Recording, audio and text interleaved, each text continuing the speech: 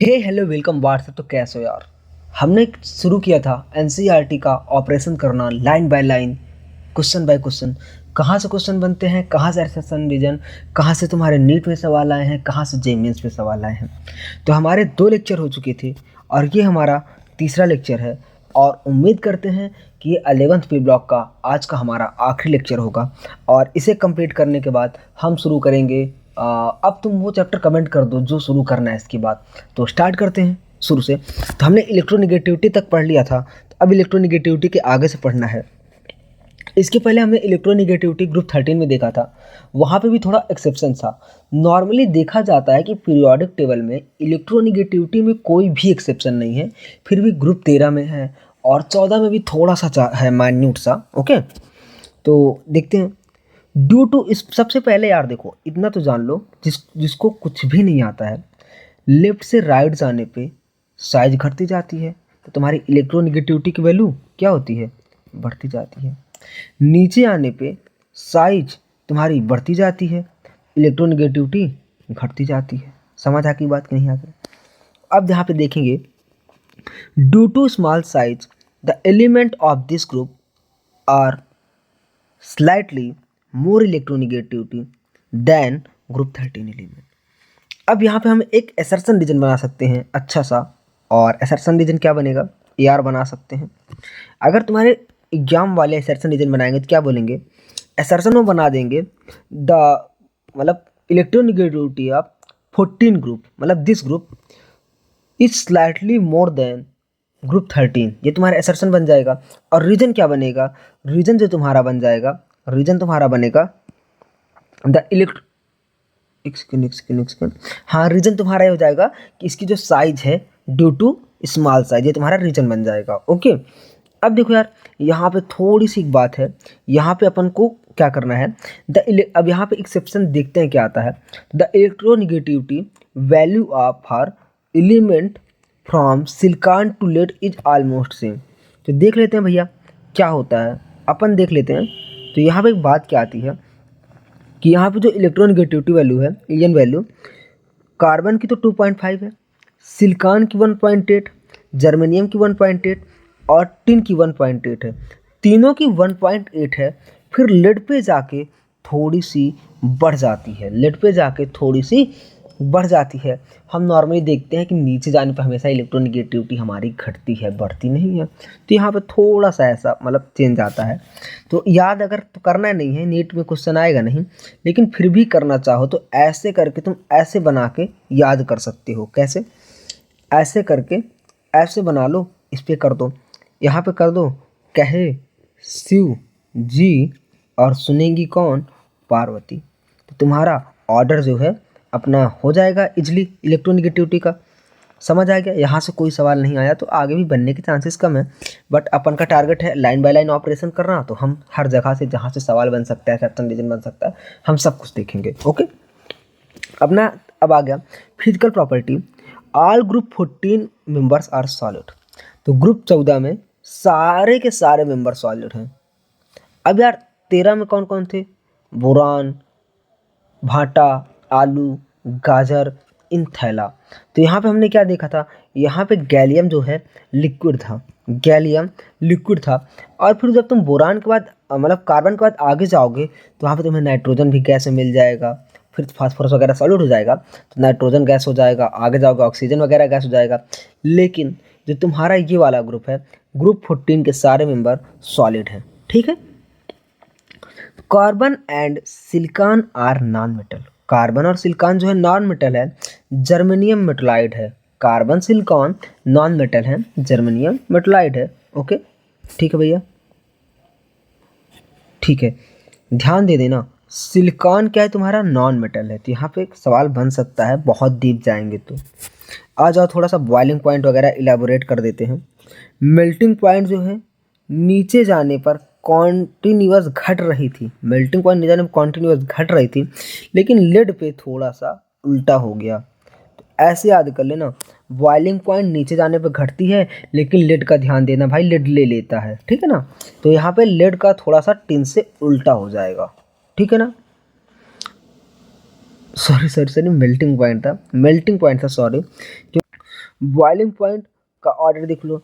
Boiling point जो तुम्हारा है, ये कार्बन का तो कोई बात नहीं करता, तो कार्बन में क्योंकि ग्रेफाइट वगैरह है तो वहाँ पे अलग अलग सेपरेट हो जाता है। तो सिलिकॉन का 3550, फिर जर्मेनियम, फिर नीचे जाने पे तुम्हारा कॉन्टिन्यूस घट रहा है, कॉन्टिन्यूस नीचे जाने पे बॉइलिंग पॉइंट घट रहा है और कॉन्टिन्यूस, और मेल्टिंग पॉइंट नीचे जाने पे घटता है, लेकिन लेड के केस में थोड़ा सा उल्टा हो जाता है।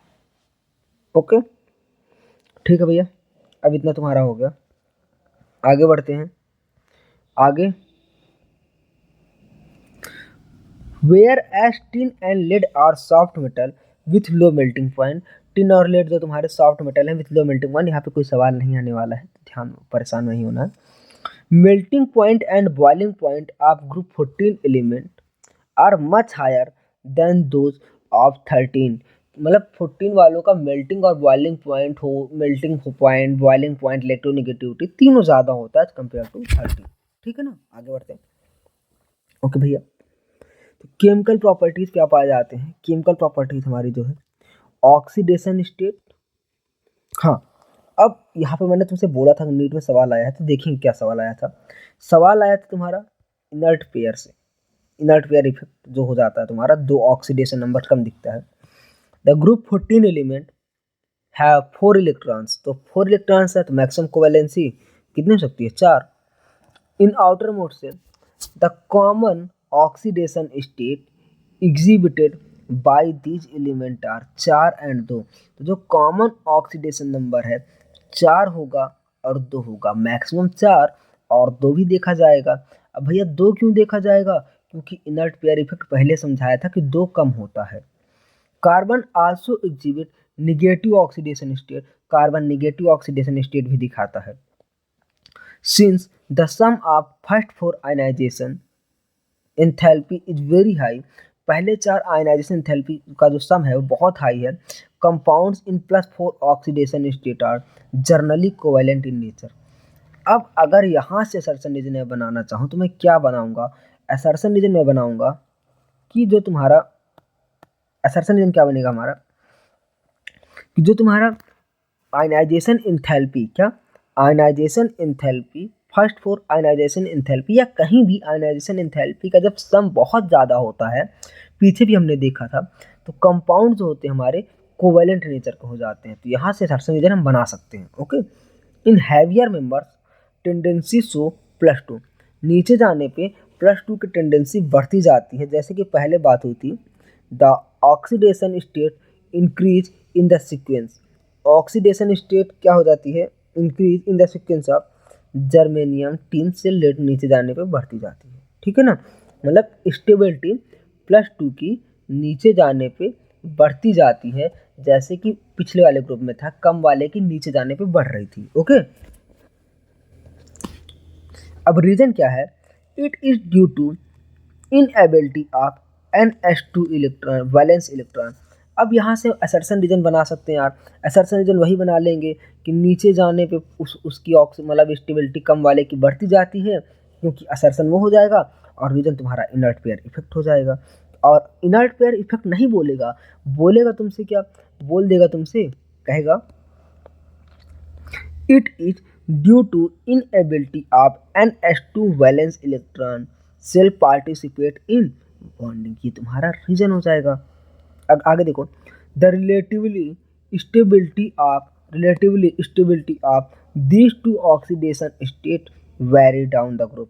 ठीक है भैया, carbon and silicon are mostly +4 में रहते हैं, कार्बन और सिलिकॉन नॉर्मली +4 पे रहते हैं। फिर जर्मेनियम, टिन और लेड जो होते हैं वो 2 में पाए जाते हैं। ठीक है ना, germanium forms stable compound in +4, germanium 4 में बना लेता है, 2 भी बना देता है। एंड ओनली फ्यू कंपाउंड, उसके कुछ ही कंपाउंड जो होते हैं +2 में पाए जाते हैं, मतलब जर्मेनियम के कंपाउंड दोनों में पाए जाते हैं। अब तुम कहोगे भैया कार्बन CO बनाता है वो भी +2 है, यार वो बात की बात है, लेकिन नॉर्मल तुमने CO देखा कि CO2 देखा है? CO तो पार्शियल ऑक्सीडेशन से बनता है ना, नॉर्मल की बात हो गया करती है। ठीक है, आगे देखो, tin form compound in both oxidation state, SN in +2 state is a reducing agent. यही सवाल तुम्हारा नीट में आया था, लिखा था कि मतलब टिन SnCl2 बना दिया था तो टिन +2 हो गया, इससे रिएक्शन करा दिया, PbCl4 का रिएक्शन करा दिया। आगे अब पूछ रहा, अब बोला था ये ऑक्सीडेशन शो करेगा, रिडक्शन शो करेगा, तो तुमने NCERT की लाइन पढ़ी है तो तुम्हें इजली आ जाएगा। तो क्या लिखा है, +2 स्टेट ये रिड्यूसिंग एजेंट होता है। Lead compound in +2 states are stable and in +4 is oxidising agent. समझ आई बात कि नहीं है? In tetravalent state the number of electron around the central atom molecule is 4। अरे यार, तो जाहिर सी बात है, टेट्रावेलेंट है, 4 मॉलिक्यूल होंगे, जैसे कार्बन में CCl4 हो जाएगा। बीइंग इलेक्ट्रॉन प्रिसाइज, अब देख यार, तुम्हारा ग्रुप 13 था, वो क्या था, इलेक्ट्रॉन डिफिशिएंट। इलेक्ट्रॉन डिफिशिएंट को क्या बोल रहे थे हम, लुईस एसिड। जो तुम्हारा 14 वाला है तो तुम्हारा क्या हो गया, 14 वाला कहाँ लिखा है, वो इलेक्ट्रॉन प्रिसाइज हो गया। They are normally not accepted as electron acceptor या डोनर, ना इलेक्ट्रॉन एक्सेप्टर की तरह यूज रीड करेंगे, इलेक्ट्रॉन डोनर की तरह। Although carbon cannot exceed covalency more than 4। अब यहाँ से भी असर्शन विजन अगर बनाओगे तो carbon can not exceed their valency more than 4 assertion बनेगा।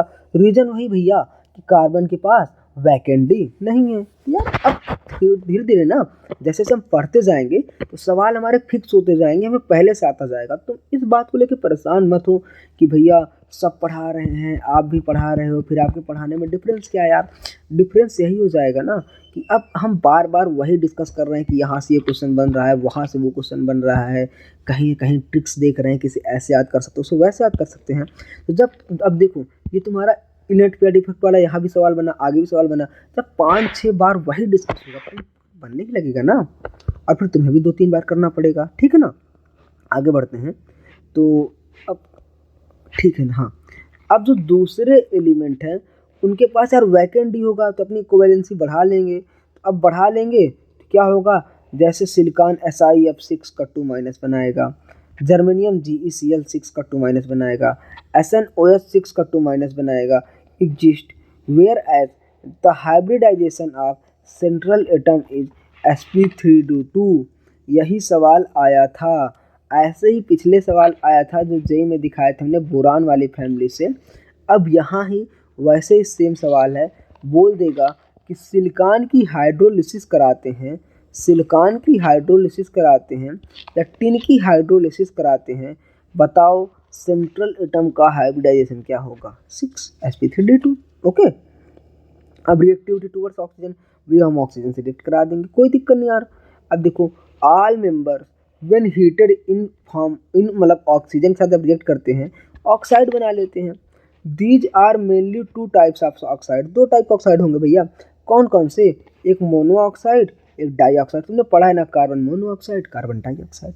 जो पढ़ा है वही प्रेजेंस ऑफ माइंड लगाते जाओगे, आराम से बनता जाएगा। तो SiO only exist at high temperature. जो तुम्हारा SiO है, SiO कह दो, SiO जो है हाई टेम्परेचर पे एग्जिस्ट करता है, ठीक ना। क्वेश्चन नहीं बनेगा, परेशान मत हो। Oxide in higher oxidation state of element are generally more acidic those in lower oxidation state। एक बात याद रख लो, एसिडिटी जो ऑक्सो एसिड की होती है directly proportional to oxidation number in case of oxo acid. IIT में सवाल आया था भाई तुम्हारा, आ जाओ यार जगह नहीं है ना। IIT में तुम्हारा सवाल आया था, पूछा था HClO4- में, HClO3- में, HClO2- में और HClO- में कौन सबसे ज़्यादा एसिडिक होगा, एसिडिक स्ट्रेंथ का ऑर्डर पूछा था। अब भैया क्या ही दिक्कत है यार, अगर तुम्हें ये बात पता है कि जो तुम्हारी ऑक्सो एसिड हैं उनकी एसिडिटी जो है ऑक्सीडेशन नंबर डायरेक्टली प्रोपोर्शनल होता है। तो देख लो भैया, यहाँ पे 7 है, यहाँ पे 5 है, यहाँ पे 3 है, यहाँ पे 1 है। बस तुरंत अपना ऑर्डर लगा दो, तुम्हारा इसलिए IIT एडवांस में 3 नंबर का क्वेश्चन था, पक्का हो जाएगा। तो यही तो बात है ना यार कि आईआईटी के सवाल डायरेक्ट नीट में आ जाते हैं इन केस ऑफ इनऑर्गेनिक और कभी कभी ऑर्गेनिक में ना। ठीक है यार, दो इसीलिए हम वो भी कवर करते चल रहे हैं। The oxide the dioxide ये आर एसिडिक वेयर एज ये are amphoteric and among monoxide CO is neutral, GeO is acidic and SN and PbO are amphoteric. तो ठीक है भाई, इस बात को लेके तुम्हें थोड़ा भी परेशान नहीं होना है। अपन की जो ट्रिक आने वाली है, अब आ भी गई होगी शायद, जो ट्रिक आने वाली है एम्फोट्रिक वाली पढ़ लोगे तो तुम्हें SNO और PbO ये एम्फोट्रिक वाला याद नहीं करना। अब तुम्हें ये वाला याद नहीं करना और फिर इसके बाद जो बचा, अब ये सब हायर ऑक्सीडेशन स्टेट में है, एसिडिक ही हो जाएंगे और तुम्हारा GeO है ये भी एसिडिक हो जाएगा, समझ लो। और मैंने तुम्हें पहले ही याद कराया कि न्यूट्रल ऑक्साइड कौन से हैं, CONO N2O। तो बस इतना याद करिए, आगे देखते हैं।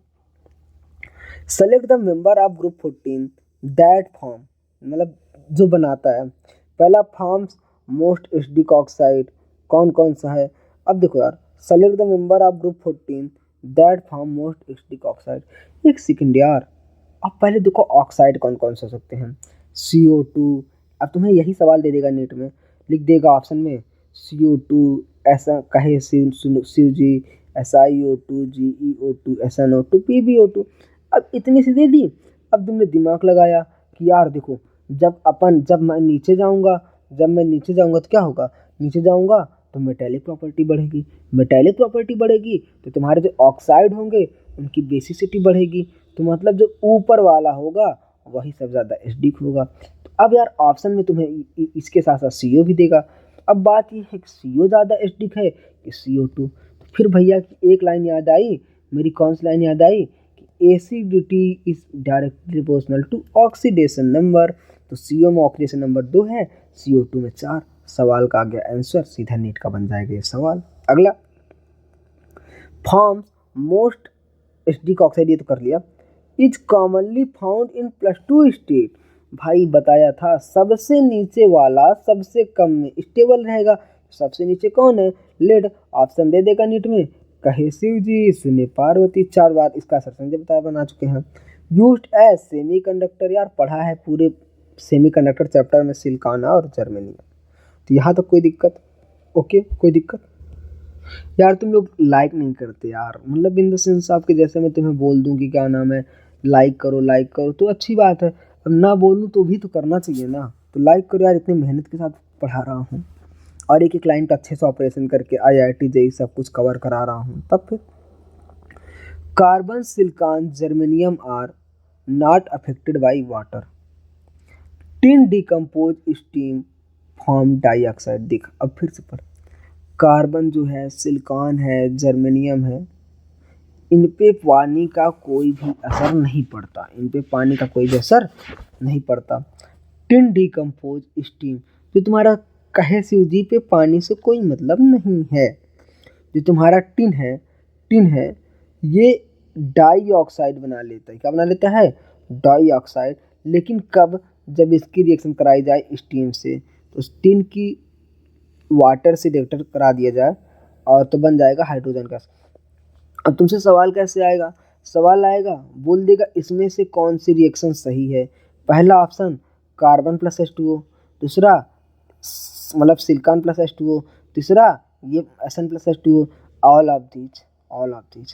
अब तुम कहोगे भैया और यार ये भी बैलेंस है, तुम ऑल ऑफ दीज कर दोगे और यहीं जाके तुम गलत हो जाओगे। तो जो NCERT पढ़ा रहेगा वो टिक मार देगा टन से कि नहीं भैया, काहे शिव जी के कहने पे कोई उंगली नहीं उठा सकता, शिव जी के कहने पे कोई पानी नहीं डाल सकता। तो ऐसे याद कर लो कि शिव जी के कहने पे पानी कोई नहीं डाल सकता, तो मतलब कहे शिव जी में पानी से कोई रिएक्शन होता ही नहीं है ना।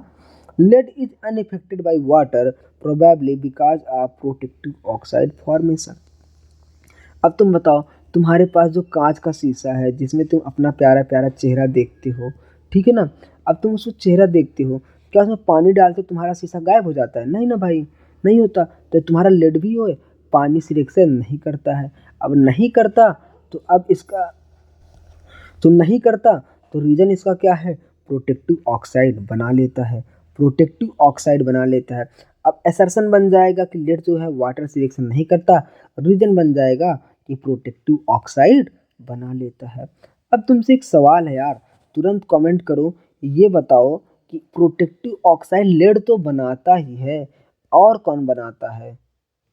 सुना था कहीं शायद, क्या नाम था, ऑप्शन दे देता हूँ, भांटा, आलू, गाजर, इंथैला, 5 ऑप्शन है, कमेंट कर देना, ठीक है ना। आगे देखते हैं। और यार देखो, अगर तुम लेक्चर को इंटरेक्टिव बना के पढ़ोगे, मैं कोई क्वेश्चन बोल रहा हूँ तो उसका तुम रिप्लाई करोगे, कमेंट करोगे, और साथ में एनसीईआरटी हाईलाइट करते जाओगे अपनी, तब मज़ा आएगा, तब अच्छे से याद होगा। अब तुम ऐसे बैठ गए हो, देख रहे हो, तब नहीं मज़ा आएगा और याद भी नहीं होगा, फिर तुम कहोगे भैया याद नहीं हो रहा, तो फिर यार उसमें मेरी गलती थोड़ी ना है। दीज एलिमेंट कैन फॉर्म, अब हाइड्रोजन सिलेक्शन करा रहे हैं हम, these element can form highlights, highlights कैसे यार, MX2 वाले, MX4 वाले, जैसे फिर कर बाहर आई, लेकिन एक्सेप्ट कार्बन, कार्बन नहीं करता है भैया। All other members react directly with halogen under suitable condition to make halide. Carbon के अलावा जो दूसरे तुम्हारे कंपाउंड होते हैं, दूसरे एलिमेंट होते हैं, तो ठीक है ना। अब इसके बाद most of the MX4 are covalent in nature, जो MX4 हैं कोवेलेंट होंगे। रीजन फिर से यार वही कि ऑक्सीडेशन करने में, आयनाइज करने में बहुत ज़्यादा एनर्जी लगती है, तो कोवेलेंट हो जाता है। The central metal atom in this halide undergoes sp3 hybridisation, normal सी बात है यार। The molecule is tetrahedral shape, tetrahedral shape का मॉलिक्यूल होता है। एक्सेप्शंस आर SnF4 और PbF4।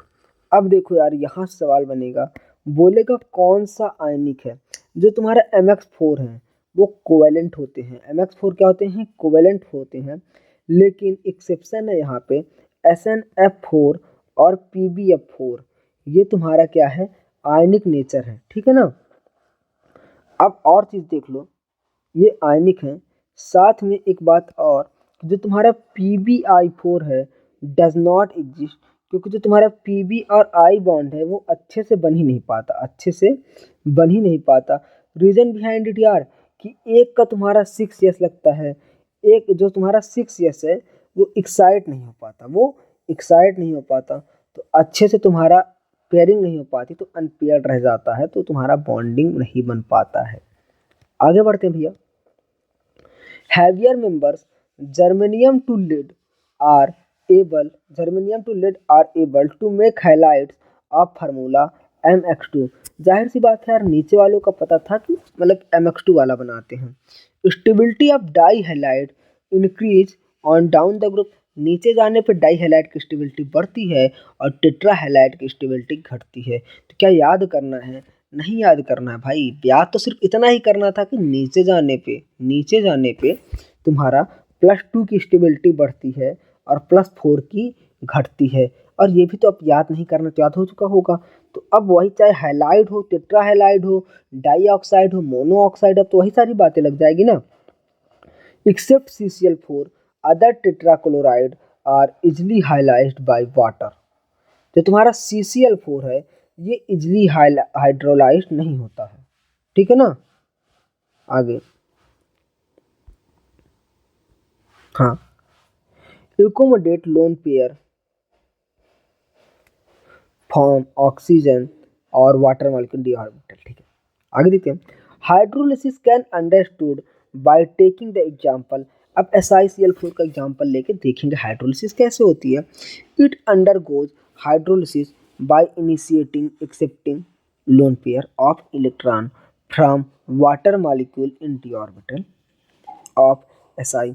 अब यार देखिए, ये जो वाटर मॉलिक्यूल को होता है ये डी ऑर्बिटल में अपने ऐड कर लेते हैं।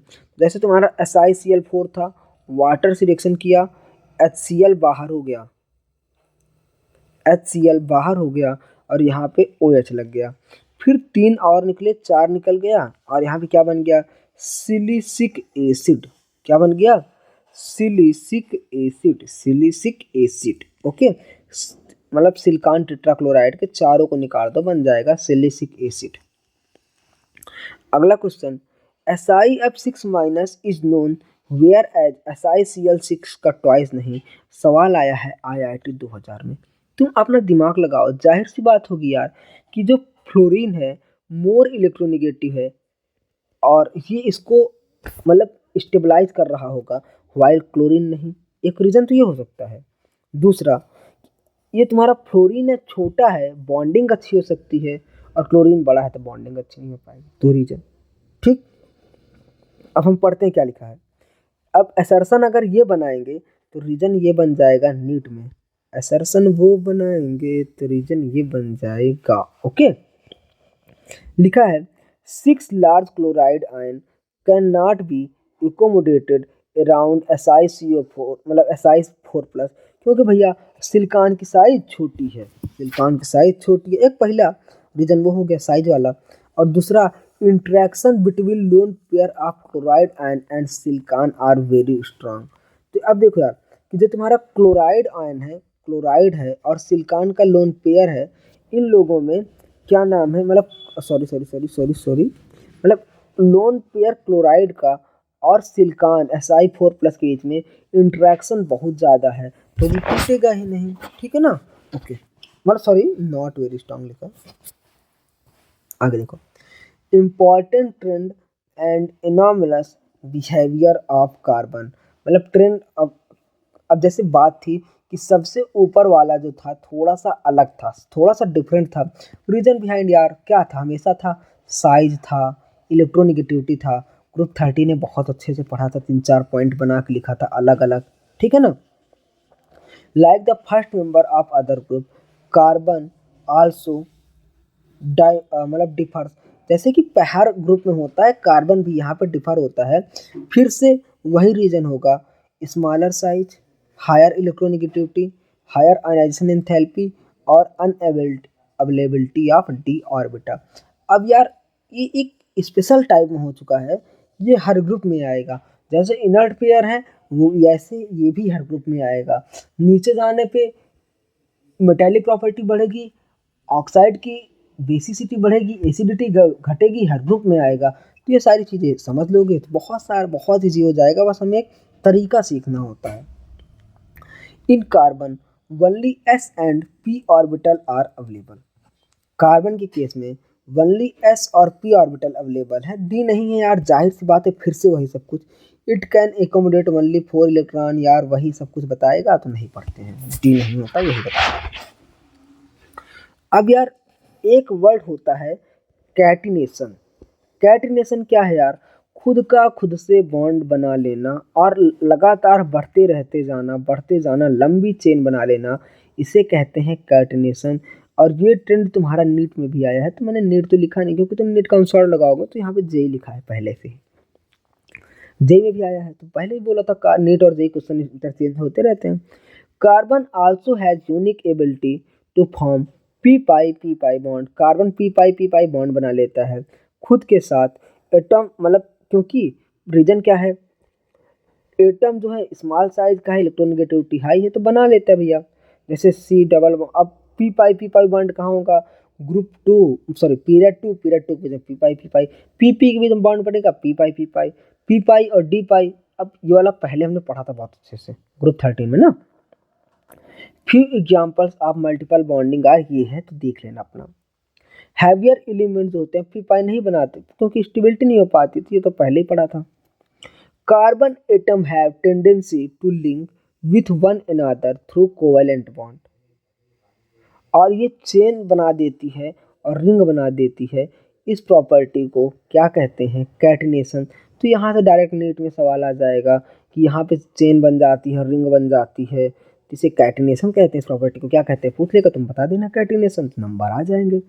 This is because carbon carbon single bond is very strong. Assertion आ जाएगा यहाँ से कि कार्बन जो है सबसे अच्छा कैटिनेशन दिखाता है, कार्बन सबसे अच्छा कैटिनेशन दिखाता है। तो रीजन हो जाएगा कि कार्बन कार्बन के बीच में जो सिंगल बॉन्ड होता है वो बहुत ज़्यादा अच्छा होता है, मतलब स्ट्रांग होता है, तो यहाँ से भी असर्शन बन सकता है। असर्शन रीजन को देख के डरना नहीं होता है, बस तुम अगर बुक अच्छे से पढ़ो तो सब कुछ हो जाएगा। Down the group size increase, electronegativity decrease. नीचे जाने पे साइज बढ़ती जाती है, इलेक्ट्रोनेगेटिविटी घटती जाती है। कैटिनेशन के लिए क्या चाहिए था? दो ही चीज़ चाहिए था, एक छोटी साइज और दूसरा ज़्यादा इलेक्ट्रोनेगेटिविटी। तो बस अब नीचे जाने पर टेंडेंसी डिक्रीज आती है। कैटिनेशन की तुम्हारी वो पूछा था, ऑर्डर पूछा था, ये सवाल तुम्हारा जेई में भी आया था, नीट में भी आया था। ठीक है भैया, आ जाओ। तो कार्बन कार्बन की बॉन्ड एंथैल्पी सबसे ज़्यादा, फिर सिलिकॉन की कम, फिर कम कम फिर कम। नीचे जाने पे बॉन्ड एंथैल्पी घट रही है तो कैटिनेशन भी घट जाएगा। Due to property of catenation and P pi bond formation, carbon is able to show allotropic form. अब ऐसा बोल देगा कि कार्बन का एलोट्रॉपिक फॉर्म क्यों शो होता है। क्वेश्चन तुम्हारा, कार्बन का एलोट्रॉपिक फॉर्म क्यों शो होता है, तो इसका रीजन हो जाएगा, अगर असर्शन ये बनाना चाहोगे तो पी पाई बॉन्ड और property of catenation. Assertion reason तो हर लाइन से बन सकता है, इसके लिए डरना थोड़ी ना होता है, बस हिम्मत करनी होती है, आगे बढ़ना होता है और सिलेक्शन हो जाता है।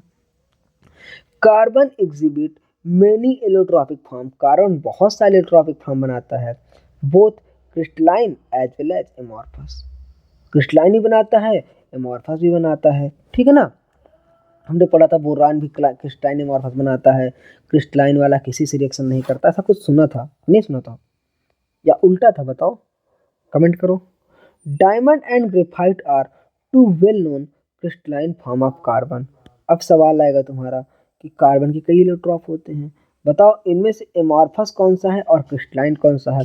तो डायमंड और ग्रेफाइट जो है वो क्रिस्टलाइन है, डायमंड और ग्रेफाइट है वो क्रिस्टलाइन वाले हैं।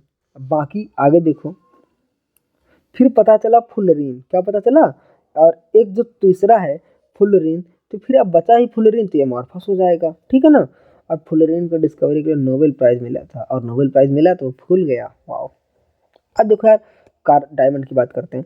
डायमंड से अच्छे अच्छे सवाल आए हैं, जेई 2016, जेई 2019, नीट में कई बार सवाल आए, आईआईटी में कई बार सवाल आए। It has a crystalline lattice, पहले पढ़ चुका है। डायमंड, ग्रेफाइट, क्रिस्टलाइन, ऐसे याद कर लो, डी जी सी, डी जी सी, डी जी सी, ठीक है ना। In diamond each carbon atom, each carbon atom undergoes sp3। Diamond में सारे कार्बन एटम का हाइब्रिडाइजेशन क्या है, sp3। 2016 डायरेक्ट पूछ लेगा तुमसे सवाल कि कार्बन में क्या नाम है, डायमंड में ईच कार्बन का वो क्या होगा, मतलब ईच कार्बन का हाइब्रिडेशन क्या होगा, sp3। नहीं देगा कोई ऑप्शन, तुम्हें याद नहीं रहेगा तो नहीं कर पाओगे। लिंक टू 4 अदर कार्बन, क्योंकि ये 4 अदर कार्बन से जुड़ा होता है और वहां पे बॉन्ड लेंथ होती है 154। बॉन्ड लेंथ का सवाल नहीं आया था, तुमसे ये पूछा था, बॉन्ड लेंथ नहीं पूछा था। तुम बॉन्ड लेंथ याद करने लगो, भैया ये बताओ, ये याद करे कि ना याद करे। उनसे पूछा था कि बताओ कि कार्बन के एलोट्रॉप्स में, जेई में सवाल आया 2019 में, कि कार्बन के जो एलोट्रॉप हैं, फ्लोरीन हो गया, डायमंड हो गया, ग्रेफाइट हो गया, इसमें सबसे ज़्यादा कार्बन कार्बन के बीच में बॉन्ड लेंथ किसकी होती है, ये सवाल था। तो जाहिर सी बात है डायमंड। ऐसे याद कर लो, डी से डायमंड, डी से दूर है, डी से डायमंड, डी से दूर है, तो बस बात खत्म। The structure extend in space और रिजिड 3D स्ट्रक्चर बनाता है, 3D, 3D, ठीक है ना। ये तुम्हारा डायमंड का स्ट्रक्चर है, ये तुम्हारा डायमंड का स्ट्रक्चर है, okay. It is very difficult to break extended covalent bonding, covalent bonding को तोड़ना बहुत, मतलब वहाँ पे मुश्किल होता है क्योंकि एक्सटेंडेड होती है। Diamond is hardest substance on earth, hardest substance होता है फिर भी इजीली टूट जाता है। It is as an abrasive for sharpening hard tool. अब जैसे तुम्हारा इन मेकिंग डाइस, ओ भाई साहब, डायमंड की डाई कौन करता होगा, ये सोचो, ठीक है ना। टंगस्टन और बल्ब फिलामेंट वगैरह बनाने के लिए जब जो शार्पिंग की जाती है, तो मतलब लेड को शार्प करने के लिए डायमंड का यूज करता है। तुमने सुना होगा कि शीशे को काटते हैं डायमंड से। अब diamond is covalent, it is high melting point, जाहिर सी बात है यार, देखा जाता है कि जो तुम्हारा आयनिक कंपाउंड होता है उनके बीच में फोर्स ऑफ अट्रैक्शन अच्छा होता है, तो उनकी उनकी बॉइलिंग पॉइंट ज़्यादा होती है। लेकिन डायमंड जो है तुम्हारा कोवेलेंट है, फिर भी इसके पास बॉइलिंग पॉइंट ज़्यादा है। मतलब मेल्टिंग पॉइंट ज़्यादा है। डायमंड के मेल्टिंग पॉइंट ज़्यादा है, फिर क्योंकि ये कोवेलेंट है फिर भी।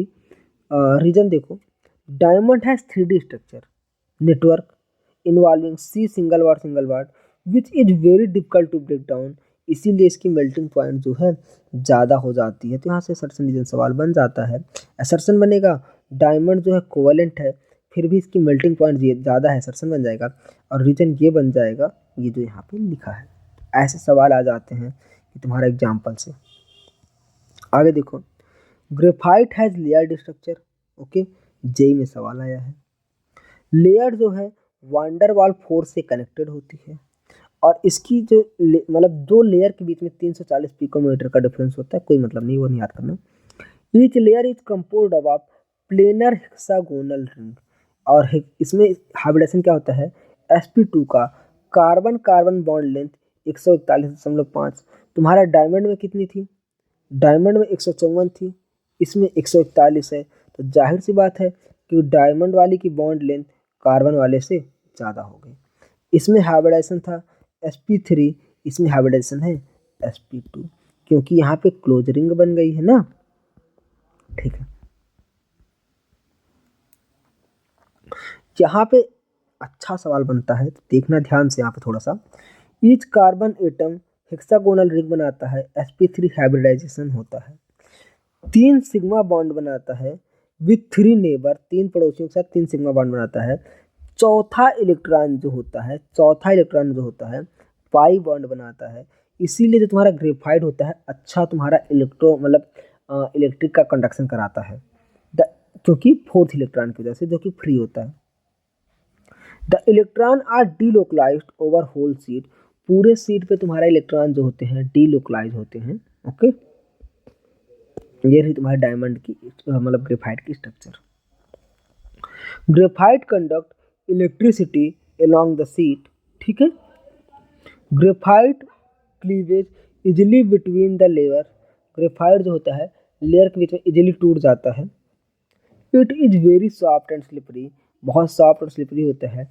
This is reason graphite is used as dry lubricant. इसीलिए ग्रेफाइट को ड्राई लुब्रिकेंट की तरह हम यूज करते हैं। आई बात समझ नहीं आई? अब फुलरीन जिसको नोबेल प्राइज मिला था वो फूल गया था। ठीक है, fullerene are made by heating of graphite in an electric arc of presence of inert gases presence में, लाइक हीलियम और आर्गन की प्रेजेंस में तुम्हारा फुलरीन बनता है। ये बहुत डीप क्वेश्चन बनेगा। Fullerene are made by heating of graphite.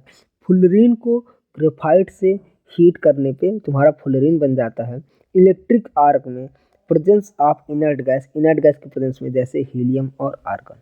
आई बात समझ? ठीक है, the sooty material form condensation of vaporised CN, carbon जो स्मॉल मॉलिक्यूल होते हैं उनका वो कर देते हैं, कोई मतलब नहीं है।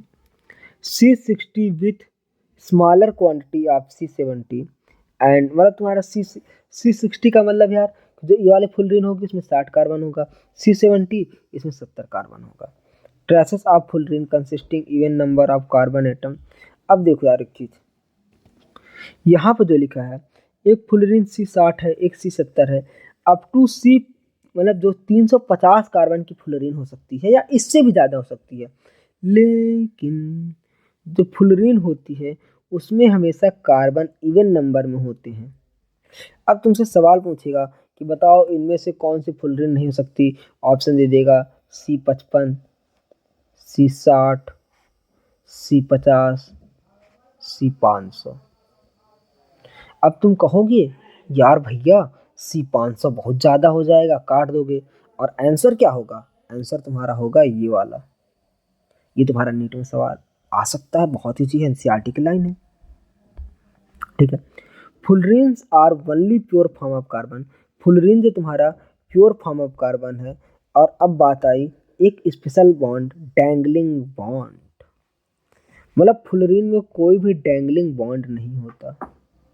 तो अब बात आई डैंगलिंग बॉन्ड कौन सा होता है। डैंगलिंग बॉन्ड जो होता है वो जो कोई भी मतलब तुम्हारा बॉन्ड जो है खाली घूम गया, मतलब छूटा हुआ है, डिंग डंग कर रहा है, तो डैंगलिंग बॉन्ड हो गया। जैसे तुम्हारे यहाँ देखो डायमंड में ये छूटा है, डिंग डिंग डैंगलिंग बॉन्ड हो गया।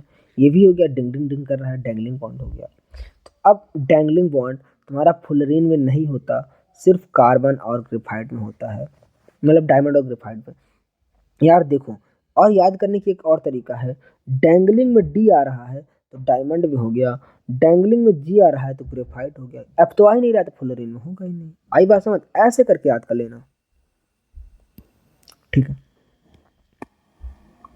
फुलरीन्स आर केज लाइक मॉलिक्यूल, जैसे C60 molecule has a shape like soccer ball, also called as Buckminster fullerene.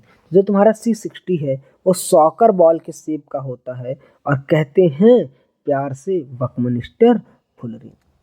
It contain 26 member ring and 12 5 member ring.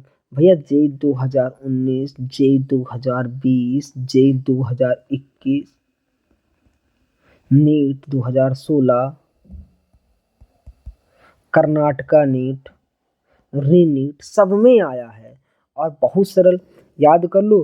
जो तुम्हारा ज़्यादा वाला ज़्यादा, कम वाला कम, तो 12 वाला 5 और 20 वाला 6, ऐसे भी याद कर लो। 20 गुणे 6 बराबर 120, अब 12 गुणे 5 बराबर 60, तो एक 60 का एक का मल्टीप्लिकेशन 60 आता है, एक का 120 आता है। बस इतनी सी बात है। अ 6 member ring is fused with 5 member ring. अब बात यह है, ध्यान देना, 6 member ring is fused with 6 और 5 मेंबर रिंग। जो 6 मेंबर रिंग है वो 6 से भी जुड़ेगी, 5 से भी। लेकिन जो 5 मेंबर वाली रिंग है वो सिर्फ 6 से जुड़ेगी। Fuse only with 6 member ring. अब यहाँ से तुमसे सवाल बनाएगा ना, तो तुमसे फुलरिन के बारे में स्टेटमेंट पूछेगा। अब जैसे कि नीट मार्क्स का स्टेटमेंट पूछ रहा है, अब फुलरिन के बारे में स्टेटमेंट पूछेगा, तो एक स्टेटमेंट तुम्हारा ये बना देगा, एक स्टेटमेंट तुम्हारा ये बना देगा, एक स्टेटमेंट डैंगलिंग वर्ड बना देगा, एक स्टेटमेंट ये बना देगा, बता देगा कौन सा गलत है, तुम इसलिए बता देना। देखो, इनऑर्गेनिक बहुत सरल है, फिर तुम्हें याद क्यों नहीं होती? याद इसलिए नहीं होती यार कि तुम ये नहीं समझते क्वेश्चन कहाँ से आएगा। अब जब मैं तुमसे कह दे रहा हूँ यहाँ से क्वेश्चन आएगा, यहाँ से क्वेश्चन आएगा, तब तुम अपने दिमाग को और ज़्यादा एक्टिव कर लोगे। अच्छा, ये ऐसे क्वेश्चन आएगा। फिर जब वो क्वेश्चन 2-3 बार पढ़ लोगे, जब क्वेश्चन तुम्हारे सामने आएगा, तुम्हारा दिमाग और ज़्यादा एक्टिव हो जाएगा। All the carbon atoms are equal and they undergo sp2 hybridization. यार तुमने देखा, डायमंड में sp3 था, ग्रेफाइट में sp2 था, फुलरीन में sp2 है। अब ये सवाल पूछ लेगा कि इनमें से किसका हाइब्रिडेशन sp3, ऑप्शन तुम्हारा दे देगा डायमंड, ग्रेफाइट, फुलरीन, और एक option all of the above कर देगा। अब यार तुम्हें नहीं याद है तो तुम कैसे कर पाओगे? Each carbon atom form 3 sigma bond, 3 sigma bond आते हैं। अदर मतलब जो भी है, ठीक है ना। द रिमेनिंग इलेक्ट्रॉन जो होता है डिलोकलाइज होता है। ओके, ठीक है यार। अब देखो यहाँ से जी 2021 में सवाल आया है। मॉलिक्यूलर ऑर्बिटल, मतलब ये तो पुरानी लाइन थी, यहाँ से देखो। This is ball shaped molecule, जहाँ पे 60 वर्टिसेस होते हैं, 60 वर्टिसेस होते हैं। और each occupied by 1 carbon atom. Vertices कुछ नहीं यार, वर्टिसेस मतलब कोना टाइप का, कॉर्नर, और वहाँ पे एक कार्बन एटम होगा, हर वर्टिसेस पे एक कार्बन। अगर C60 है तो 60 वर्टिसेस होंगे, C70 है तो 70 वर्टिसेस होंगे, कोई बड़ी बात नहीं है। C55 होंगे तो कितने वर्टिसेस होंगे? 55। अब एक गधे, 55 वाला कोई फुलरिन होता है? होता ही नहीं, तो वर्टिसेस कहाँ से आ जाएंगे? हमेशा फुलरिन इवन कार्बन की होती है। Okay, occupies 1 carbon atom and it also contain both single and double bond. Single और डबल बॉन्ड दोनों होते हैं इसमें, और सिंगल बॉन्ड की डिस्टेंस इतनी, डबल बॉन्ड की डिस्टेंस इतनी। फिर भी हमेशा देखो कि सबसे ज़्यादा डिस्टेंस डायमंड में है, फिर ग्रेफाइट में, फिर fullerene.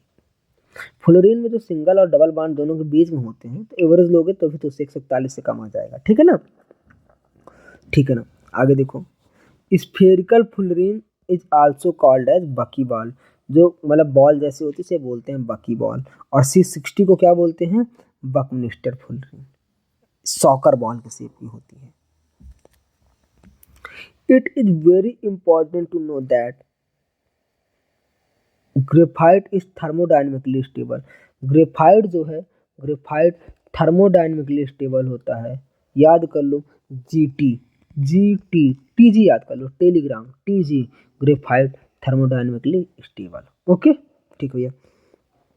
Other form of carbon like, मतलब और भी मतलब इसके कार्बन के फॉर्म है लाइक से ब्लैक, मतलब ब्लैक, कोक, चारकोल, ये सब इम्प्योर फॉर्म है, इम्प्योर फॉर्म है। ठीक है ना, ये ग्रेफाइट के या फुलरीन के सबसे प्योर फॉर्म फुलरीन है। Carbon black is obtain during hydrocarbons in a limited supply. जब तुम हाइड्रोकार्बन्स को लिमिटेड सप्लाई ऑफ एयर में जलाते हो, जब कार्बन को लिमिटेड सप्लाई ऑफ एयर में जलाते हो तुम्हारा कार्बन ब्लैक बन जाता है। ठीक है ना, ओके। अब सवाल तुमसे पूछ लेगा कि मतलब सबसे अच्छा वाला, सबसे प्योर वाला कार्बन का एलोट्रॉप कौन सा है, तुम्हारा फ्लोरीन हो जाएगा। अब कार्बन का यूजेस देखना है। Graphite fibres embedded in plastic material, इससे प्लास्टिक मटेरियल बनाते हैं। रॉकेट्स में भी थोड़ा सा यूज होता है, थोड़ा सा रॉड, मतलब क्या होता है जो तुम्हारा वो ग्रेफाइट होता है गुड एब्जॉर्बर होता है, जैसे इलेक्ट्रिक की चीज़ें भी बनाई जाती हैं ना, इलेक्ट्रोड्स भी बनाए जाते हैं। तुमने सुना होगा ग्रेफाइट का इलेक्ट्रोड है ना, तो ये सब। तो और कुछ यहाँ से क्वेश्चन तो आया नहीं है, ये इंपॉर्टेंट लाइन है। इंपॉर्टेंट क्या है तो पता ही है ना, डायमंड अच्छा वाला ज्वेलरी होता है। अब यार, okay, some important compounds of carbon, carbon के कुछ इंपॉर्टेंट कंपाउंड। ठीक है, आगे बढ़ते हैं, आज ये चैप्टर खत्म कर लेते हैं ना, प्रयास करते हैं। Some important compounds of carbon and silicon, carbon की इंपॉर्टेंट कंपाउंड यार सुनना ही होगा। पहला सबसे पहला कार्बन मोनोऑक्साइड, करो कार्बन का oxide, carbon monoxide, carbon dioxide. कोई बात नहीं यार, पढ़ना ही इसमें कुछ नहीं है, ठीक है ना, और सवाल भी खूब भर के आया है। कार्बन मोनोऑक्साइड यार, कार्बन को जब लिमिटेड सप्लाई ऑफ ऑक्सीजन में जलाते हैं तो कार्बन मोनोऑक्साइड बन जाता है। या फिर यहाँ से तुम्हारा नीट 2018 में सवाल आया था, मोल कॉन्सेप्ट को मिला के सवाल दिया गया था कि HCOOH को तुम्हारा क्या किया गया था, कंसनट्रेट H2SO4 रिएक्शन कराया गया था, ये नहीं बताया था क्या बनेगा। तो जाहिर सी बात है, हीट किया तो वाटर निकाल दो, फिर निकालो कार्बन मोनोऑक्साइड। ठीक है ना, हो गया भैया। ऑन मतलब कॉमर्शियल स्केल पे से बनाने के लिए कार्बन का वाटर से रिएक्शन कराते हैं तो तुम्हारा CO+H2O बनता है, जिसे बोलते हैं वाटर गैस। और वाटर गैस का फार्मूला खूब ज़्यादा नीट में पूछा, खूब ज़्यादा हमसे पूछा, खूब पूछा, जेईई में खूब पूछा, IIT में थक गया एकदम। इसी को बोलते हैं वाटर गैस, इसी को बोलते हैं सिंथेसिस गैस। जब जब तुम्हारा कार्बन को एयर से रिएक्शन कराते हैं, एयर से, एयर में ऑक्सीजन और नाइट्रोजन दोनों बनता है, तुम्हारा बनता है CO+N2। और CO+N2 को क्या बोलते हैं, प्रोड्यूसर गैस। ये भी खूब नीट में पूछा है, दोनों पूछा है, ऑप्शन दे देता है, बोल देता है बताओ इसमें से CO+H2 क्या है, वाटर गैस है कि प्रोड्यूसर गैस है, प्रोड्यूसर गैस का फार्मूला क्या होगा बताओ। ठीक है ना, water gas and producer gas are very important, बहुत ज़्यादा इंपॉर्टेंट है इंडस्ट्रियल फ्यूल के मामले में। ठीक है ना, carbon monoxide in water gas और producer gas undergo further combination, मतलब कंबसन, और तुम्हारा हीट देने पे कार्बन डाइऑक्साइड बना लेती हैं।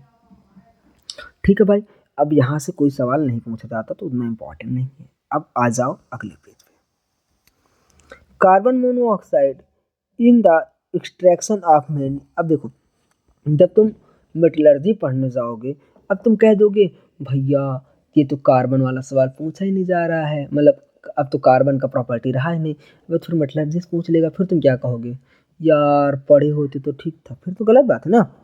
अब Fe2CO3 का कार्बन मोनोऑक्साइड रिएक्शन करा दिया तो Fe बन गया, साथ में CO2 बन गया। ठीक है ना यार, कोई दिक्कत नहीं। असर्शन रीजन नेम्स में कब कहाँ से आया था तो देखते हैं क्या आया था।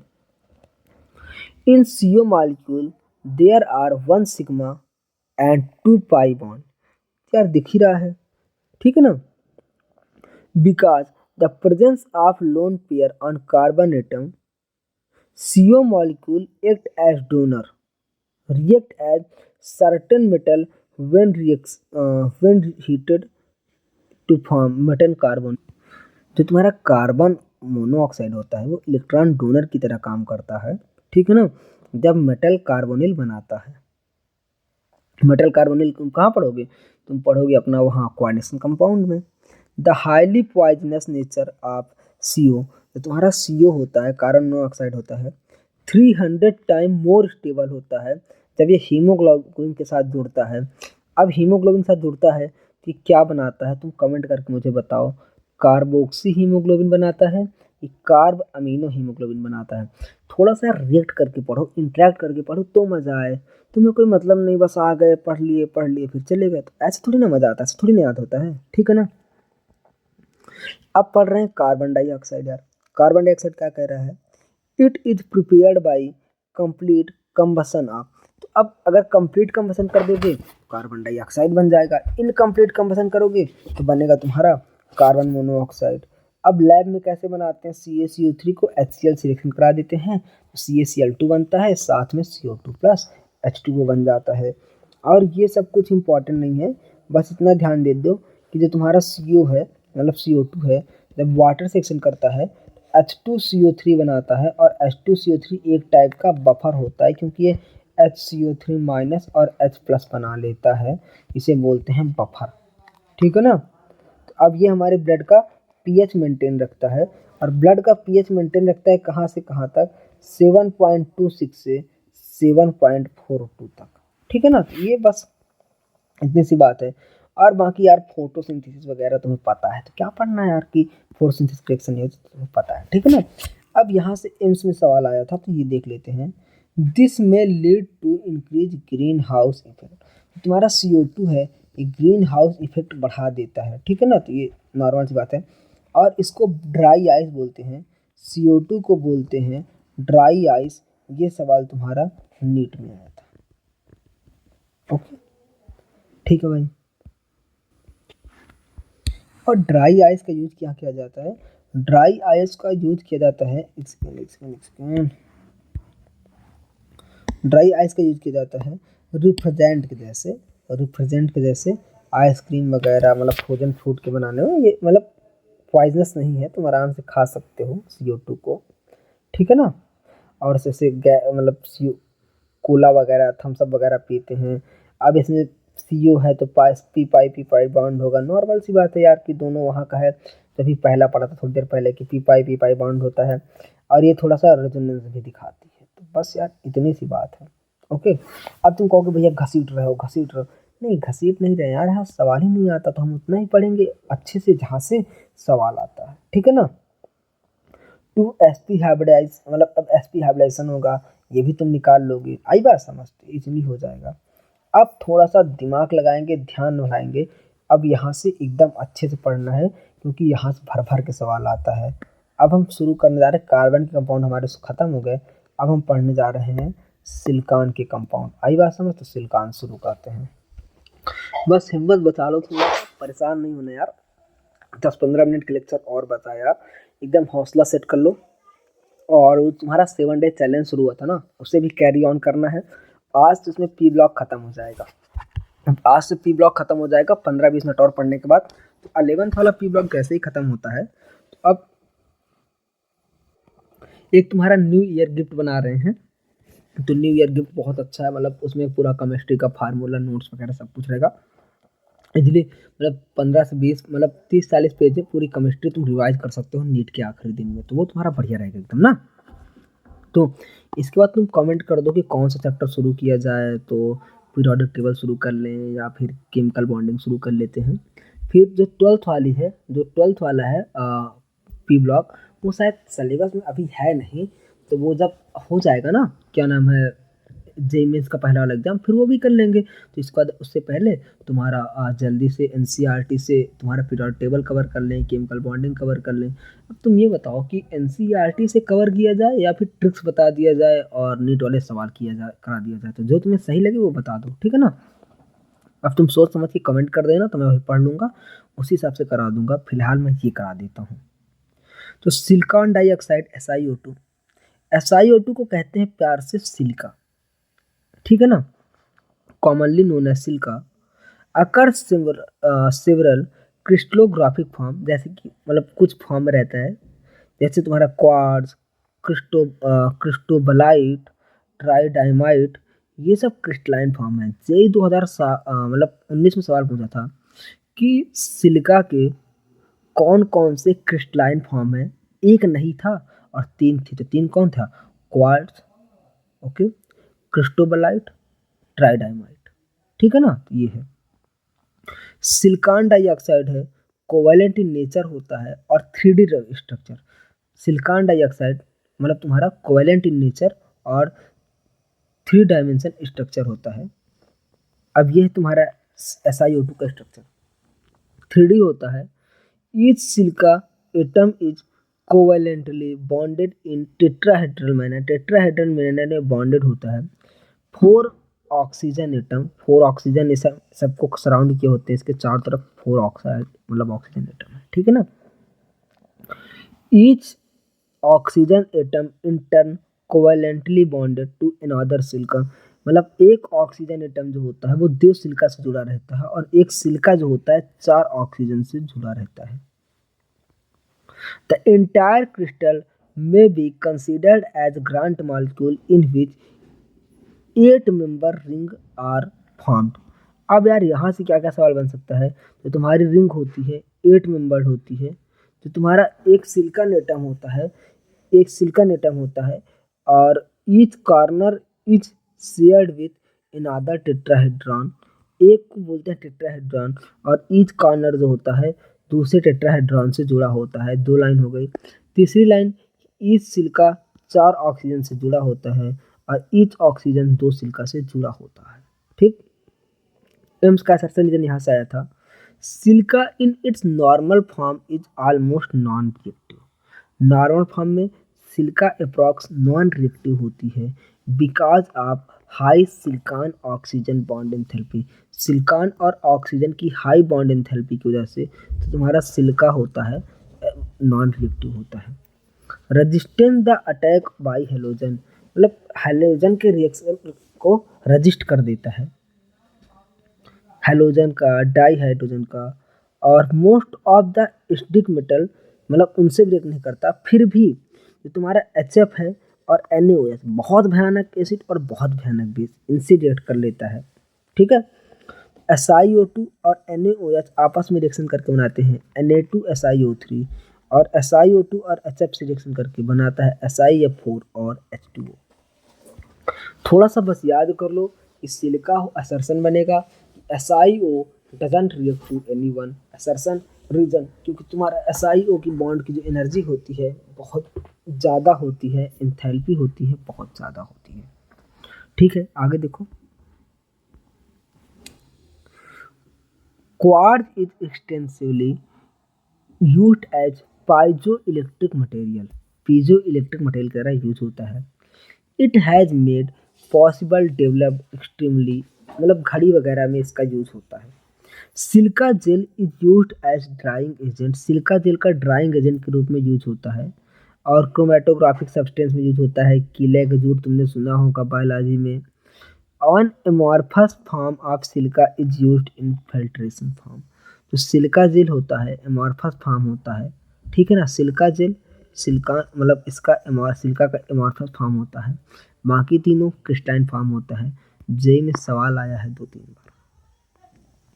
अब एक सिलिकॉन्स नाम का वर्ड होता है, सिलिकॉन्स नाम का वर्ड बहुत ज़रूरी होता है। सिलिकॉन्स को बाहर से भी थोड़ा सा पढ़ना पड़ेगा, तो सिलिकॉन्स का हम एक छोटा सा सेशन 5 से 7 मिनट का अलग से ले लेंगे एनसीईआरटी के बाहर। तो known as organo silicon polymer, जहाँ पे R2SiO एक रिपीटिंग यूनिट होती है, R2SiO एक रिपीटिंग यूनिट होती है, RRSiO रिपीटिंग यूनिट हो गया। अब R की जगह पे CH3 हो सकता है, C2 जैसे CH3 यहाँ पे है, C2H5 हो सकता है, कुछ भी हो सकता है। The starting material for manufacture for silicon are alkyl or aryl substituted silicon chloride, ये वाला। अब देखो, अब स्टार्टिंग सब्सटेंस का फार्मूला ऐसे हो जाएगा, whereas R is alkyl और एलिल ग्रुप। अब यहाँ पे एल्किल ग्रुप भी हो सकता है, एरिल ग्रुप भी हो सकता है, ठीक है। अब स्टेटमेंट में भी आ जाएगा, जो तुम्हारा सिलिकॉन होता है उसमें एल्किल ग्रुप होता है कि एरिल ग्रुप होता है। पूछ लेगा कि तुम्हारा सिलिकॉन में कौन सा नहीं हो सकता है, मतलब सिलिकॉन में कौन सा ग्रुप नहीं हो सकता, तुम्हारा दे देगा CH3, C2H5, C6H5, none of देगा। अब तुम्हें लगेगा यार बेंजीन हैवी है, नहीं होगा, तो फिर गलत हो जाओगे तुम। When methyl chloride react with silicon, जब methyl chloride, अभी आगे रिएक्शन मिल जाएगी, परेशान नहीं होना। अब कॉपर कैटलिस्ट के प्रेजेंस में इतने टेम्परेचर पे रिएक्शन करता है, तो अब देख लेते हैं कैसे रिएक्शन होती है। यहाँ पे रिएक्शन ऐसे शुरू होगी, कोई भी एल्किल क्लोराइड या एरिल क्लोराइड होगा, सिलिकॉन से रिएक्शन करेगा कॉपर के प्रेजेंस में, कॉपर पाउडर के जो कैटलिस्ट होगा, तो बन जाएगा ये R2SiCl2। फिर ये वाटर से रिएक्शन करेगा तो ये बन जाएगा। रिएक्शन तुमसे लिखने के लिए कभी आएगी नहीं, क्योंकि तुम्हारा ऑब्जेक्टिव एग्जाम है, तो बस तुम्हें बेसिक जानकारी होनी चाहिए। फिर सिलिकॉन का तो अलग से सेशन लेना ही पड़ेगा, ठीक है ना। अब तुम्हारा R2SiOH का होल टॉइज बन गया। अब ये दो यूनिट आपस में रिएक्शन करेंगी और पॉलीमराइजेशन होगा, तो ऐसे यहाँ से वाटर निकल जाएगा, इधर से वाटर निकल जाएगा, तो तुम्हारा ये वाला रिपीटेटिंग यूनिट बन जाएगा, जिसे बोलेंगे सिलिकॉन। सिलिकॉन बहुत ज़रूरी कंपाउंड है, क्योंकि सिलिकॉन का यूज होता है ना। अब ये सवाल तुम्हारा जेई 2008 में आया है कि ये जो होता है R2SiCl2 followed by condensation polymerisation, ये तुम्हारा चेन इलोंगेशन में यूज होता है। अब यहाँ पे अलग अलग सवाल होते हैं कि चेन टर्मिनेशन सिलिकॉन कौन होता है, चेन इलोंगेशन सिलिकॉन कौन होता है। तो जब सिलिकॉन का एक छोटा सा अलग सा सेशन लेंगे, उसमें सिलिकॉन के सारे बनने वाले क्वेश्चन कवर कर लेंगे, ठीक है ना। अब देखो, यही सवाल आया था तुम्हारा नीट में, तो लिखा भी है, लेकिन हम अलग से छोटा सा सेशन ले लेंगे अगर तुम कहोगे तो। The chain length of polymer can be controlled, किससे कंट्रोल हो जाती है, CH3 का थ्राइज SiCl से कवर हो जाती है। एक्चुअली यार थोड़ा भी दिमाग नहीं लगाना है, क्योंकि तीनों तरफ से तुम्हारा आर आर आर हो गया, आर आर आर हो गया, SiR। अब इधर तुम्हारा क्या हो गया, Cl हो गया। तो अब ये जो सामने वाले OH से रिएक्शन कर लेगा, HCl बाहर हो जाएगा, और इधर कोई तुम्हारा चेन बढ़ ही नहीं सकता। इधर साइड R है तो चेन बढ़ा ही नहीं सकता, तो ये तुम्हारा चेन टर्मिनेशन या चेन कंट्रोलिंग यूनिट हो जाएगी R3SiCl या R3SiX। ये थोड़ी सी दिमाग लगा लेनी है, ठीक है ना। ओके, तो ये थोड़ा सा सिलिकॉन की बातें हैं, सिलिकॉन थोड़ा सा ध्यान से देखना, ठीक है ना। ओके, अब बस 5 मिनट और तुम्हारा सेशन खत्म हो जाएगा, तो परेशान नहीं होना है। थोड़ा सा सांस ले लो, डीप ब्रीथ, क्योंकि यहाँ से भर भर के सवाल आए हैं, भर भर के सवाल आए हैं, सवाल ही भरे हैं, तो थोड़ा सा ध्यान दे लो। ओके, आराम से। Okay, silicon being surrounded by non polar alkyl group, silicon के चारों तरफ एल्किल ग्रुप होते हैं, इनके पास हाई थर्मल स्टेबिलिटी और हाई डाइलेक्ट्रिक स्ट्रेंथ होती है। दे हैव वाइड एप्लीकेशन, इनका बहुत ज़्यादा यूज होता है, और इनका यूज जो होता है बायोलॉजी में होता है, थोड़ा सा वाटर प्रूफ फैब्रिक्स होते हैं, सर्जरी में यूज होता है, सर्जरी में यूज होता है। ये सवाल तुम्हारा आया था I think so Odisha NEET, जिसमें तूफान आ गया था, उस वाले में आया था, बहुत ज़रूरी सवाल। यहाँ से सवाल आया है, कोई उम्मीद ही नहीं कर सकता, तो थोड़ा सा ध्यान से पढ़ना होगा, ठीक। What are silicones, IIT 2002, AIIMS 2008 में सवाल आ चुका है। अब इसीलिए ज़रूरी होता है NCERT की एग्जाम्पल्स। सिंपल सिलिकॉन ये कंसिस्ट करते हैं, जो अभी तक पढ़ चुके हैं, चेन्स इन विच एल्किल और phenol group occupy the remaining bonding position. Alkyl और फिनॉल ग्रुप भी होते हैं इस सिलिकॉन के साथ, यहाँ पे जुड़े होंगे आर आर आर करके। दे आर हाइड्रोफोबिक और वाटर रिपेलेंट। अब ये तुम्हारे एल्किल या एरिल ग्रुप हैं, ये तुम्हारे वाटर रिपेलेंट हैं, ठीक है ना। अब वाटर रिपेलेंट है तो हाइड्रोफोबिक की वजह से बिहेव करेंगे। अब तुम देख लो यहाँ पे एल्किल फेनिल ग्रुप लिखा है ना, वहाँ पे एरिल ग्रुप भी लिखा है, तो ये सारे भी हो सकते हैं। यहाँ से देखो कर्नाटक नीट में सवाल आया था। मैंने अप्रोक्स सारे सवाल कवर कर लिए हैं जहाँ तक है। अब तुम पीवाईक्यू सॉल्व करोगे तो इजी लगेगा। और तुम बताओ मैं पीवाईक्यू करा दूँ कल। A large number of silicate mineral exist in nature. Silicates होते हैं, बहुत ज़्यादा होते हैं, ठीक है ना। सम एग्जाम्पल जैसे फेल्डस्पार, जियोलाइट, माइका, एबेस्टस। इनकी बेसिक यूनिट जो होती है SiO4 माइनस होती है। क्या होती है?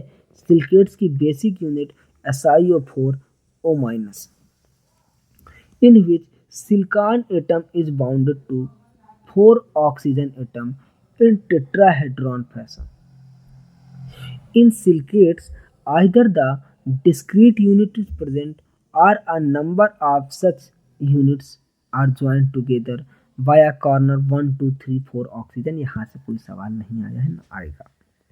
They form chain, ring, seat, 3D structure, negative charge silicate. अब देखो यार, सिलिकेट्स पे भी सेपरेट सेशन लेना पड़ेगा, तो सिलिकॉन और सिलिकेट्स का साथ में ले लेंगे। सिलिकेट्स कई टाइप के हो सकते हैं, जैसे चेन हो सकता है, रिंग हो सकता है, सीट हो सकता है, 3D हो सकता है, और सिलिकेट पे निगेटिव चार्ज होता है, ठीक है ना। एनसीईआरटी में सिर्फ इतना लिखा है सिलिकेट्स। सिलिकेट्स का यूज होता है तुम्हारा ग्लास वगैरह बनाने में, सीमेंट वगैरह बनाने में। तो ये 3D स्ट्रक्चर होता है, 4 कॉर्नर होते हैं, और पॉजिटिव चार्ज द्वारा न्यूट्रलाइज कर दिया जाता है, और इस पर निगेटिव चार्ज होता है। और ये तुम्हारा 2011 में सवाल आया था, तो थोड़ा सा देख लेना। टेट्राहेड्रल स्ट्रक्चर सिलिकेट्स की होती है, और SiO4 माइनस का रिप्रेजेंटेशन करा गया है। तो सिलिकेट्स के जो टाइप होते हैं, चेन, ये सब इसके फार्मूले बनते हैं। तो ये जब हम सेपरेट सेशन लेंगे तो उसमें देख लेंगे। इसके बाद अगली बात आती है जियोलाइट्स की। जियोलाइट्स इसके अलावा दिया है सरफेस केमिस्ट्री में। अब तुम कहोगे यार सरफेस केमिस्ट्री तो रिमूव हो गया है, तो जियोलाइट पढ़ोगे नहीं। अब जियोलाइट्स यहाँ पे दिया है, और तुम जब कहीं नोट से पढ़ोगे, एनसीईआरटी डायरेक्ट पढ़ोगे नहीं, तुम्हें पता ही नहीं का जियोलाइट्स एनसीईआरटी में दिया है। अब बंदा जियोलाइट छोड़ देगा, तुम नीट में जाओगे, जियोलाइट्स का सवाल आ जाएगा, तो कैसे कर पाओगे, ठीक है ना। If aluminium atom replace by few silicon atom, तो पहला सवाल बन जाता है कि जियोलाइट्स में होता क्या है, एल्यूमिनियम और silicon in 3 dimension network of silicon dioxide और साथ में ऑक्सीजन AlSiO।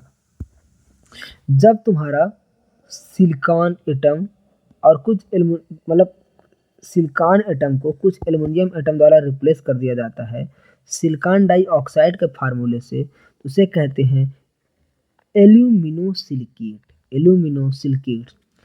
अब इस पे तो निगेटिव चार्ज पहले से होता था सिलिकेट से। Cation such as sodium, potassium और कैल्शियम जो निगेटिव चार्ज को बैलेंस करते हैं।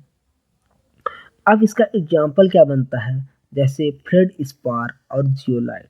फ्रेड स्पार और जियोलाइट, तो सिलिकेट्स का जो डेरिवेटिव हुआ, सिलिकेट्स में तुम्हारा जब एल्युमिनियम बन गया, जुड़ गया, तो बना क्या, एल्यूमिनोसिलिकेट। क्या बना, एल्यूमिनोसिलिकेट। और एल्यूमिनोसिलिकेट्स के एग्जाम्पल कौन से बने, पहला फ्रेड स्पार, दूसरा जियोलाइट। अब जियोलाइट के बारे में पढ़ रहे हैं, बहुत ज़्यादा सवाल आया है। तो zeolites are widely used as catalyst in petrochemical industries. Petrochemical industries में कैटालिस्ट की तरह काम करता है। और तुमने सुना होगा कि ये एल्कोहल को डायरेक्ट गैसोलीन बना देता है। एल्कोहल को डायरेक्ट गैसोलीन बना देता है, नाम है JSM-5। एल्कोहल को डायरेक्ट गैसोलीन बना देता है, नाम है JSM-5। Hydrated zeolites are used as exchanger in softening hard water. तो अब तुम्हारा जियोलाइट जो है वाटर को सॉफ्टिंग एजेंट की तरह यूज होता है। इसे अब जियोलाइट का पे एल्यूमिनोसिलिकेट भी बोल सकते हैं। तो यहाँ पे थोड़ा सा दिमाग ओपन करके रखना है। तो इसके बाद अब हमारा जो है 11th का खत्म हो 11th की एनसीईआरटी खत्म हो जाती है अच्छे से। अब हर लाइन के अप्रॉक्स हमने ऑपरेशन कर दिया है। तो जहाँ जहाँ जो छूट रहा है, जो समझ नहीं आया, जो चीज़ सेपरेट पढ़नी है, उसका कमेंट कर दो। और तुम अगर कहो तो मैं एनसीईआरटी मतलब इसके कुछ क्वेश्चंस करा दूँ, लेकिन वो तुम्हें आज ही बताना होगा, आज से कल तक बता दो, तो जिससे मैं कल अपना सोच समझ के इसके क्वेश्चंस करा दूँ। और इसके बाद अब कौन सा चैप्टर पढ़ना है वो मुझे बता दो, तो फिर मैं शुरू करूँ। और सेशन कैसा लगा, एनसीईआरटी अब पढ़नी समझ में आई कि नहीं आई, ये भी कमेंट करके बताओ। और एनसीईआरटी का सच में हमने ऑपरेशन किया या नहीं किया, तो बस अच्छे से मेहनत करो और 7 दिन के चैलेंज पे लगे रहो। जल्दी तुम्हें एक वीडियो मिलने वाली है, शायद कल तक, कि अपनी बैड हैबिट्स को कैसे रिमूव करें, या फिर अपने स्टडी आवर को कैसे इंक्रीज करें और अपना टाइम इफेक्टिवली कैसे यूज करें। ओके, तो बस यार लगे रहो, अच्छे से मेहनत करो। और आज से हमारा पी ब्लॉक खत्म, एक हर्डल खत्म हो जाता है। फिर इसके बाद अब बताओ कौन सा चैप्टर पढ़ना है। तो बाय बाय, लगे रहो, अच्छे से मेहनत करते रहो।